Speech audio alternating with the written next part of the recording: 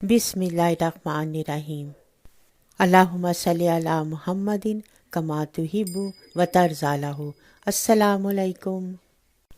हक़ ताला ने फरिश्तों से फरमाया कि मेरे अर्श मजीद के नीचे एक नहर जारी है, इसके किनारे पर जाकर वज़ू करो।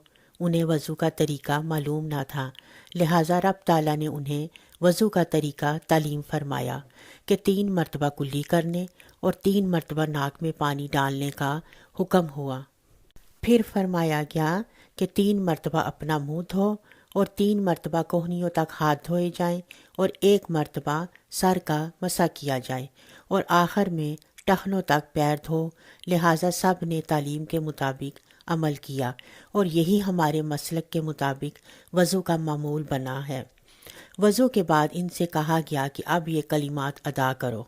ये कलिमात फरिश्तों ने अदा करके फिर बारगाह इलाही में मुनाजात की कि इलाही, इन इमाल पर कितना अजर सवाब अता होगा। रब ताला ने फरमाया, गुनाहों से मग़फ़िरत और नाफरमान और तुग़यान का धुलना। फरिश्तों ने दोबारा अर्ज़ किया कि इस सिलसिले में सिर्फ़ हमारी खसूसियत है या जो कोई भी ये अमल करेगा वो भी अजर सवाब का हकदार होगा। रब ताला ने फरमाया कि ये अमल उम्मत मुहम्मदिया का शुआर होगा। वो गुनाहों में मुब्तला होंगे।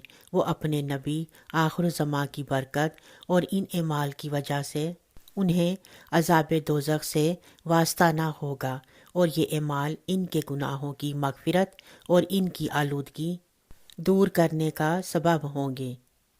और मोमिनों में कोई ऐसा बाकी ना रहेगा जो इस तरह वज़ू करे जैसा कि तुमने किया है। इसको अपनी रहमत और रिज़वान से मुशर्रफ फरमाऊँगा।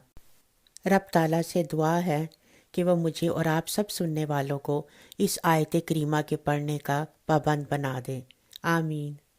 उम्मीद है हमारी आज की ये वीडियो आपको पसंद आई होगी। अपना और अपने गिरदो नवा का बहुत ख्याल रखें, दुआओं में हमें याद रखें। मिलते हैं एक अगली वीडियो में, तब तक के लिए अल्लाह हाफिज़।